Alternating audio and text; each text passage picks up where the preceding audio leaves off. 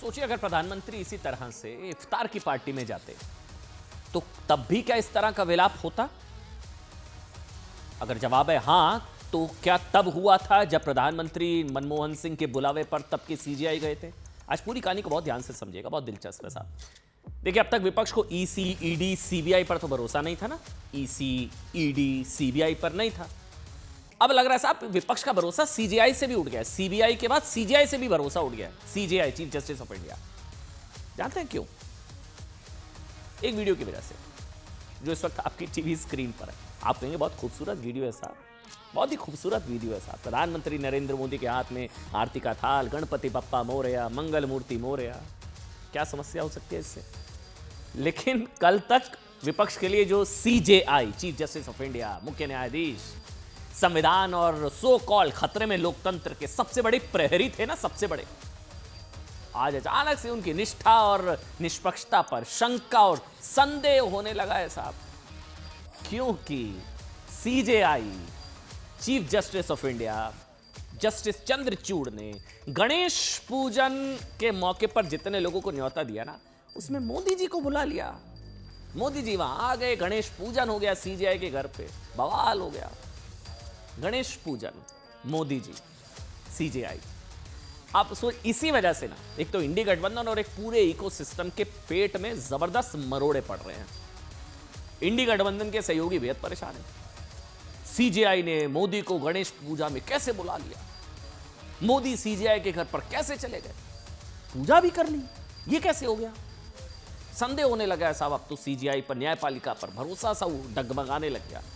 इसी के चलते आज एक इकोसिस्टम की नजर में ईडी, सीबीआई, ईसी, अब उस लिस्ट में सीजेआई भी जुड़ गए हैं कि जस्टिस चंद्रचूड़ से बुरा कोई आदमी नहीं है साहब। अब सोचिए क्या कर रहे हैं। गणेश पूजन, एक तो घर पे गणेश पूजन, ऊपर से मोदी जी को भी बुला लिया, ऊपर से मोदी जी आ भी गए, वहां आरती भी हो रही है, देश में तस्वीरें भी आ गई। इसी वजह से कई लोगों के लिए कोर्ट कॉम्प्रोमाइज्ड हो गया है। इसी वजह से कई लोगों को आज सुप्रीम कोर्ट की न्यायिक निष्पक्षता पर सवाल उठाने का मौका मिल गया या सवाल उठाने लगे। CJI, chief justice of India के घर पर गणेश पूजन में मोदी का शामिल होना किसे किसे किस तरह से और कितना चुभ रहा है ना, ये बताने से पहले आप तो देखिए ना साहब, वो तो सियासी विलाप होता रहेगा। दिखाइए एक बार तस्वीरें दिखाइए, आप लोग तो देखिए, सुंदर तस्वीरें, खूबसूरत तस्वीरें दिखाइए।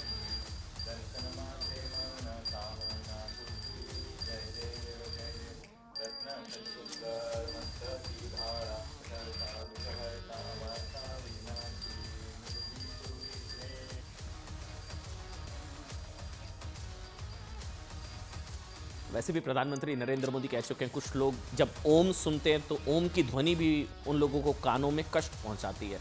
विघ्नहर्ता, दुखहर्ता, गणपति बप्पा मोरया, मंगल मूर्ति मोरया, सीजेआई, पीएम मोदी, आप समझ लीजिए। बस सीजेआई जस्टिस चंद्रचूड़ के घर पर मोदी के गणपति पूजा करने से कई लोगों के लिए संविधान खतरे में आ गया, न्यायपालिका पर भरोसा उठ गया। ऐसे लोगों का दोहरा मापदंड आज आपको दिखाते हैं। आप ऐसे समझ सकते हैं कि कांग्रेस के नेता अभिषेक मनु सिंह भी जब कहते हैं कि सीजेआई मेरे पुराने मित्र हैं, अच्छा मोदी से मिले तो प्रॉब्लम, लेकिन जब वहां पर दूसरे कांग्रेस के नेता अभिषेक मनु सिंह भी वो कहते हैं कि साहब सीजेआई मेरे पुराने मित्र हैं, तब नहीं न्यायपालिका कॉम्प्रोमाइज होती। जब कपिल सिब्बल और सीजेआई कार्यक्रम में रिबन काटते तब न्यायपालिका पर सवाल नहीं उठते। खतरा सिर्फ मोदी गणेश पूजन, सीजेआई, समझ रहे हैं, मोदी गणेश पूजन से है प्रॉब्लम। सीजेआई पर, चीफ जस्टिस ऑफ इंडिया पर सवालों का डबल स्टैंडर्ड। अच्छा हाँ, ये तस्वीर देखिए ना, आज की सबसे दिलचस्प तस्वीर है साहब। आप ऐसे भी समझ सकते हैं, आज CJI, chief justice of India की आलोचना क्यों हो रही है? निशाने पर मुख्य न्यायाधीश है, क्यों है? गणपति पूजा पर मोदी को बुला लिया, मोदी जी आ गए, कैसे चले गए?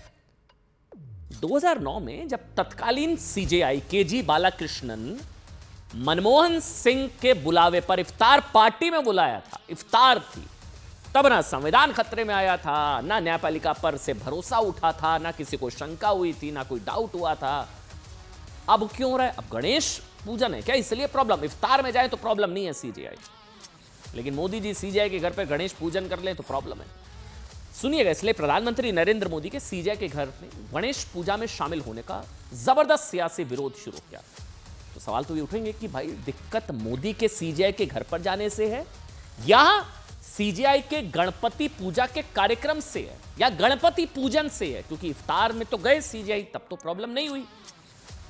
इन तस्वीरों से इंडिया गठबंधन के नेता बहुत परेशान है, इंडी गठबंधन के नेता बहुत परेशान है, क्योंकि एंड में ए अलायंस ही होता है, राहुल गांधी जी ने बताया।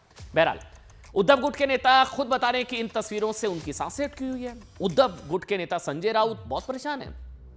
सीजीआई के घर मोदी की गणपति पूजा से पूरी न्यायपालिका को कटघरे में खड़ा कर दिया उन्होंने। इनको सुनेंगे आप। संजय राउत कह रहे हैं कि संविधान के घर को आग लगी घर के चिराग से, संविधान के घर को आग लगी घर के चिराग से। इसके बाद सुप्रीम कोर्ट पर सवाल उठाते हुए कि ईवीएम को क्लीन चिट, महाराष्ट्र में संविधान विरोधी सरकार के केस पर तारीख, अचानक भरोसा उठ गया इंसाफ का। तो केजरीवाल की जमानत पर तारीख, बंगाल में रेप कांड पर सुप्रीम कोर्ट का स्वतः संज्ञान लेना, ये सब क्या हो रहा है? क्रोनोलॉजी समझ लीजिए, संजय राउत जी ने समझ ली क्रोनोलॉजी। गणपति पूजन हो गया ना साहब। सवाल यह कि ये विपक्ष ने ये क्रोनोलॉजी तब क्यों नहीं समझाई जब सुप्रीम कोर्ट ने केंद्र सरकार के खिलाफ कई कड़े फैसले दिए साहब, कई कड़े फैसले दिए। इलेक्टोरल बॉन्ड्स भूल गए क्या? मेघालय हाई कोर्ट के फैसले को चुनौती देने पर केंद्र सरकार को फटकार लगाते हुए 5 लाख का जुर्माना लगाया। समलैंगिक विवाह मामले में केंद्र के खिलाफ फैसला दिया। कई मामलों में केंद्र सरकार को झटका दिया। तब बढ़िया थे। सीजीआई के घर गणेश पूजन कैसे हो गया? सवाल यह भी है कि क्या गणपति पूजा में मोदी को बुलाने को लेकर सीजीआई का विरोध सिर्फ इसलिए किया जा रहा है ताकि, इसको ध्यान से सुनिएगा, मैं दोबारा से पढ़ूंगा आप लोगों के लिए, क्या गणपति पूजन में मोदी को बुलाने को लेकर, मोदी गणपति पूजन ये सब इसलिए किया जा रहा है ताकि सीजीआई का विरोध इसलिए भी किया जा रहा है ताकि न्यायपालिका पर कोई दबाव बनाया जा सके? आप कहेंगे क्यों? गणपति पूजा की इन तस्वीरों पर सीजीआई के खिलाफ नैरेटिव इसलिए सेट किया जा रहा है कि सीजीआई ये, सीजीआई वो, निशाने पर सीजीआई, ताकि अगर सुप्रीम कोर्ट कोई ऐसा फैसला दे जो इंडी गठबंधन को पसंद ना आए तो उस फैसले को इन तस्वीरों के सहारे गलत बताया जा सकता है। कहा जाएगा देखो हम तो पहले ही कह रहे थे मोदी जी के साथ गणेश पूजन करेंगे तो ये फैसले आएंगे।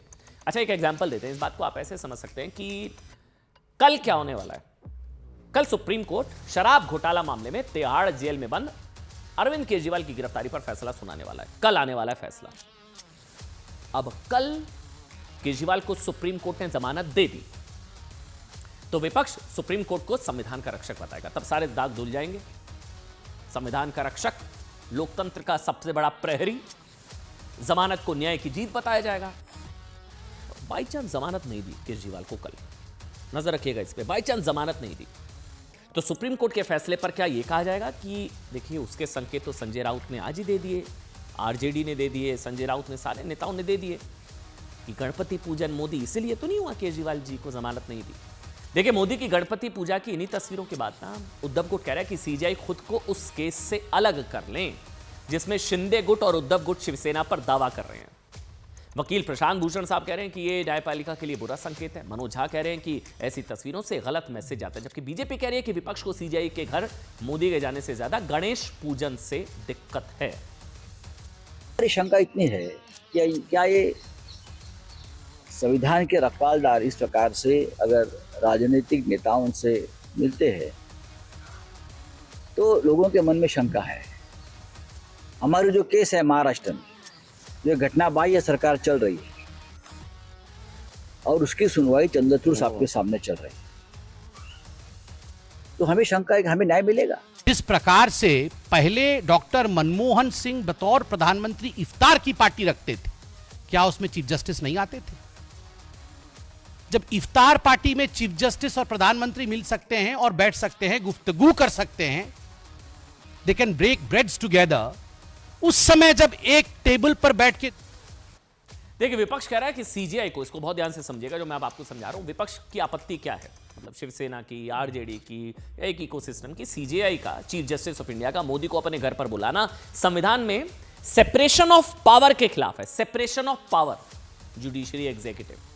सवाल यह कि प्रधानमंत्री और मुख्य न्यायाधीश की घर पर मुलाकात क्या वाकई गैर कानूनी है? मोदी का वहां पर जाना गलत है? सीजीआई के घर पर गणेश पूजन करना सेकुलरिज्म के खिलाफ है? यह क्या गैर कानूनी है? क्या यह संविधान के खिलाफ है? सेपरेशन ऑफ पावर के खिलाफ है? यह संविधान का तकाजा है कि प्रधानमंत्री सीजीआई से ना तो निजी तौर पर मुलाकात करें, ना एक दूसरे के घर पर जाए। क्या यह संविधान कहता है? इस बात का जवाब ना मैं आपको आज नेहरू के जमाने में सुप्रीम कोर्ट के जस्टिस, जो चीफ जस्टिस उस वक्त सुप्रीम कोर्ट के जस्टिस पीबी गजेंद्र गड़कर की आत्मकथा to the best of my memory में मिल जाएगा। इन्होंने इस बात का जिक्र किया। जस्टिस गजेंद्र गड़कर को नेहरू ने ही नियुक्त किया था, इसलिए इनकी किताब का जिक्र करना जरूरी है। जिनको नेहरू ने नियुक्त किया वो तो सही बात कहेंगे ना। अपनी आत्मकथा में जस्टिस गजेंद्र गड़कर ने सेकुलरिज्म और अपनी धार्मिकता से जुड़े सवाल को खंगाला। कोई विरोधाभास नहीं उन्होंने पाया। मैं उनका अंश पढ़ता हूं जो उन्होंने लिखा। जस्टिस गजेंद्र गड़कर ने लिखा कि मेरे विचार से सत्य और तार्किक धर्म में भरोसा सेकुलरिज्म के साथ गैर सम्मत नहीं है। सेकुलरिज्म और अपनी पर्सनल रिलीजन चॉइस। पश्चिम में, वेस्ट में सेकुलरिज्म को जिस तरह लिया जाता है वो मूल तौर पर धर्म विरोधी, ईश्वर विरोधी है। दूसरी तरफ हमारा संविधान कहता है कि सेकुलरिज्म का अर्थ है सभी धर्मों को बर्दाश्त करना। हमारे संविधान में मौलिक अधिकारों में धर्म से जुड़े अधिकार हैं।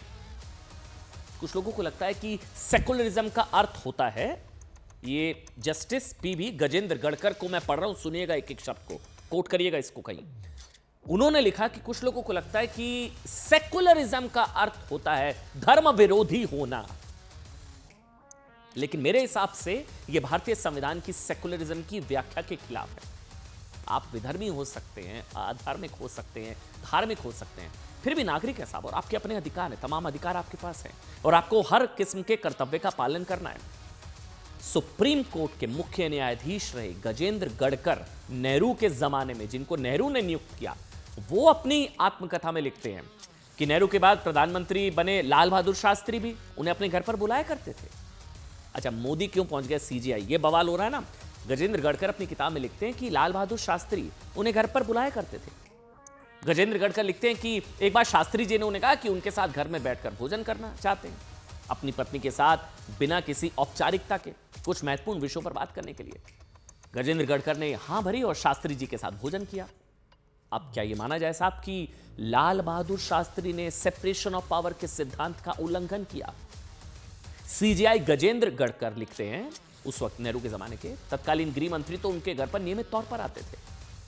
नियमित तौर पर गृह मंत्री आते थे, मतलब सोचिए अमित शाह सीजीआई के घर रेगुलर जाए, क्या हाल हो जाएगा देश में, संविधान खतरे में आ जाएगा। इसके अलावा इंदिरा सरकार में कमिटेड जुडिशरी कैसे कमिटेड थी वो तो आप सभी जानते हैं ना। अच्छा, ये समझना हो तो ऐसा करिए, गूगल पर बहरुल इस्लाम सर्च कीजिएगा, बहरुल इस्लाम एक बार सर्च कीजिए जरा। जो राज्यसभा सांसद थे उन्हें इंदिरा गांधी ने सुप्रीम कोर्ट का जज बना दिया। उसके बाद उन्होंने जब सुप्रीम कोर्ट के जज पद से इस्तीफा दिया तो फिर इंदिरा गांधी ने फिर से उन्हें राज्यसभा सांसद बना दिया।